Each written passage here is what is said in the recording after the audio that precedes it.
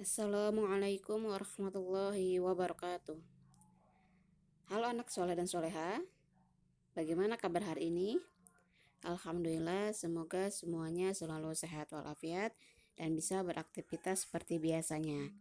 Baiklah, kita lanjutkan pembelajaran tematiknya. Tema 7, subtema 2, pembelajaran ketiga. Dan alangkah baiknya sebelum kita belajar, marilah kita sama-sama berdoa. Bismillahirrahmanirrahim.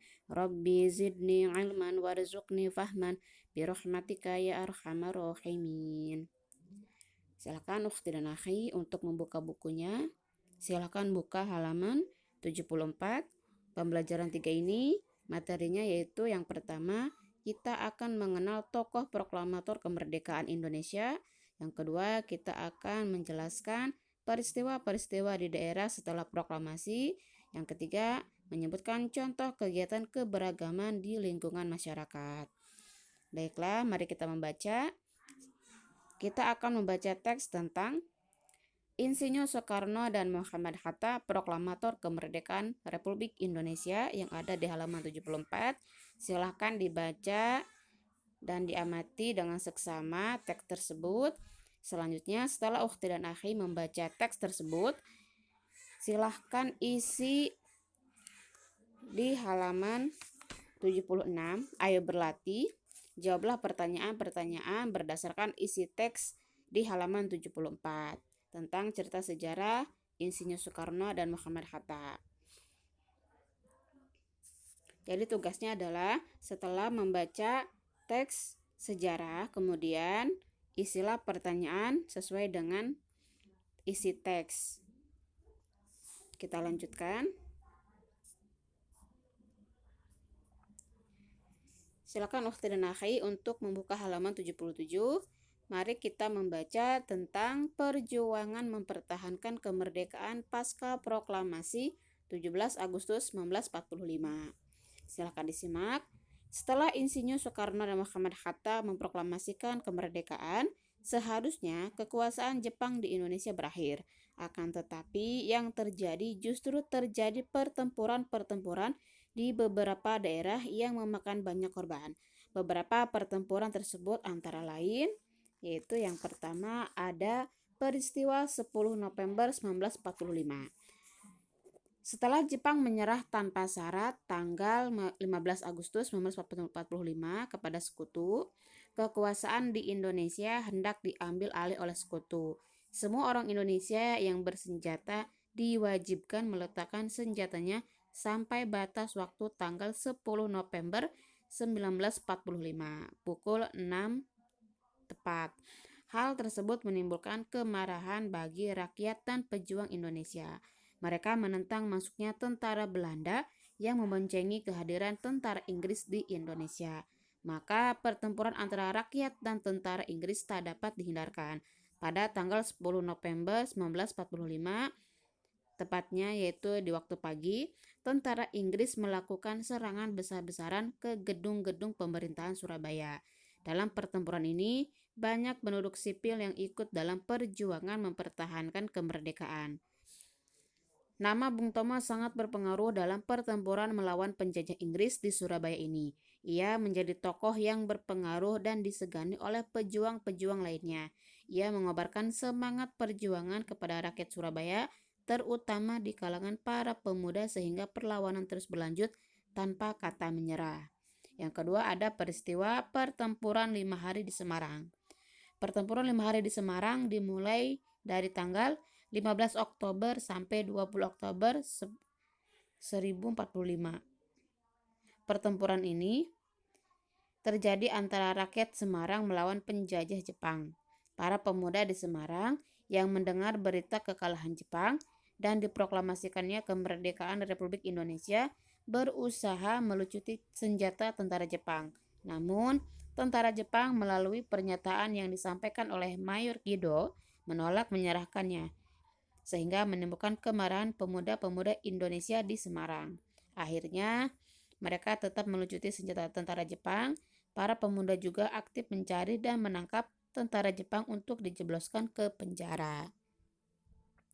Peristiwa tersebut semakin membuat para pejuang di Semarang marah dan memicu terjadinya serangan terhadap tentara Jepang. Ditambah lagi, tanggal 15 Oktober sekitar pukul 3 tepat, Mayor Kido memerintahkan sekitar 1.000 tentaranya untuk melakukan penyerangan ke pusat kota Semarang.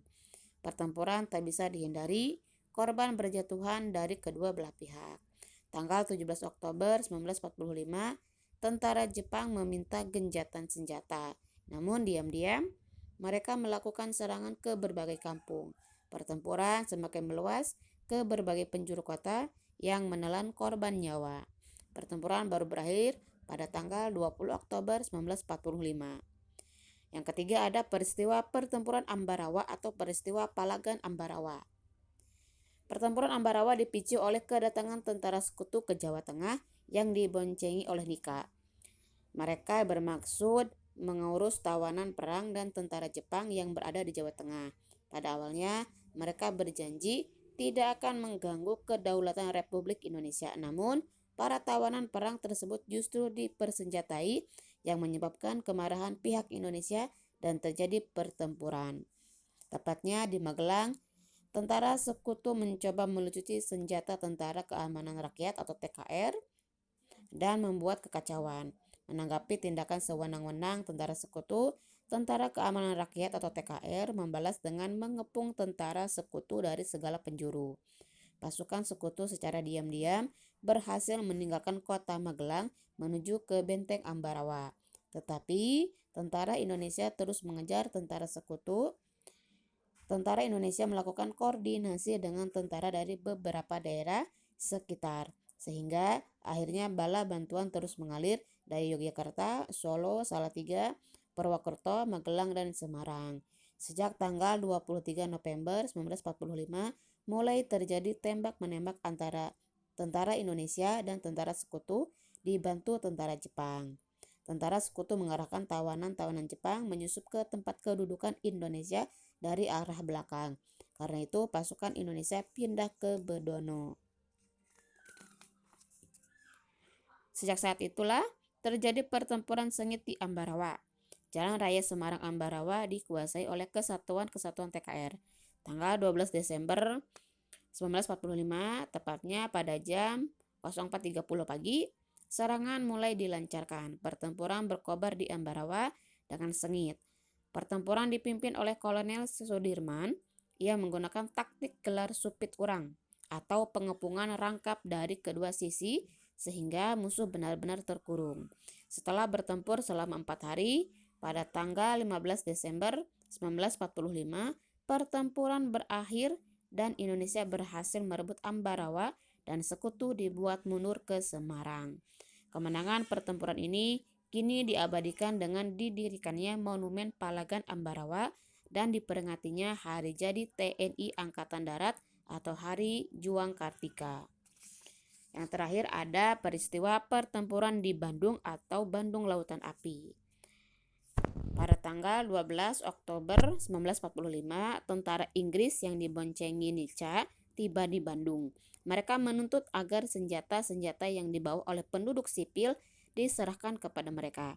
Tindakan sewenang-wenang tawanan Belanda sangat mengganggu keamanan yang menyebabkan terjadi bentrokan-bentrokan antara tentara Inggris dan TKR pada tanggal 24 November 1945.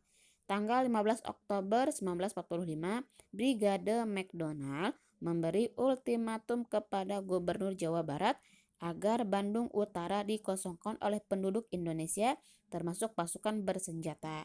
Ultimatum tentara sekutu tersebut mendorong TRI untuk melakukan operasi bumi hangus melalui Musyawarah Majelis Persatuan Perjuangan Priangan atau MP3 pada tanggal 24 Maret 1946. Bandung sengaja dibakar oleh TRI dan rakyat setempat dengan maksud agar sekutu tidak dapat menggunakan Bandung sebagai markas strategi militer. Di mana-mana asap hitam mengepul, membumbung tinggi di udara dan semua listrik mati. Dalam kondisi seperti itu, tentara Inggris menyerang tentara Indonesia sehingga pertempuran sengit terjadi. Dalam pertempuran tersebut, gudang amunisi tentara sekutu yang ada di desa Dayeuhkolot, sebelah selatan Bandung, berhasil diledakkan oleh tentara Indonesia dengan dinamit. Bandung Selatan akhirnya kosong dari penduduk dan TRI sekitar pukul 24.00. Akan tetapi, api masih membumbung tinggi sehingga Bandung pun menjadi lautan api. Itulah beberapa peristiwa pasca proklamasi Indonesia. Nah, setelah itu silahkan ukhti dan akhi untuk membuka halaman 82. Mari kita mencoba. Ceritakan kembali perjuangan para tentara Indonesia di beberapa daerah di Indonesia dalam mempertahankan kemerdekaan. Ceritakan secara kronologis atau menurut urutan waktu menggunakan kosakata baku dan kalimat yang jelas. Kalian bisa membuat kalimat dengan menggunakan kosakata baku di halaman 81 di tabel Ayo Berlatih. Di situ ada tabel nomor, tanggal, peristiwa, dan tempat. Jadi kalian membuat catatan peristiwa-peristiwa yang terjadi di Indonesia setelah proklamasi sesuai dengan kronologisnya atau menurut urutan waktunya. Selanjutnya, sebagai makhluk sosial, kita harus selalu menjaga kerukunan agar kehidupan menjadi harmonis tanpa perselisihan. Menjaga kerukunan bukan hanya di lingkungan rumah, tetapi juga di lingkungan sekolah. Apa saja contoh perilaku yang menjaga kerukunan di lingkungan sekolah yang beragam? Dan apa contoh perilaku yang tidak menjaga kerukunan di lingkungan sekolah? Silakan ukhti dan akhi bisa menyebutkannya di tabel 83. Kalian bisa menyebutkan perilaku yang mencerminkan hidup rukun dan perilaku yang tidak mencerminkan hidup tidak rukun.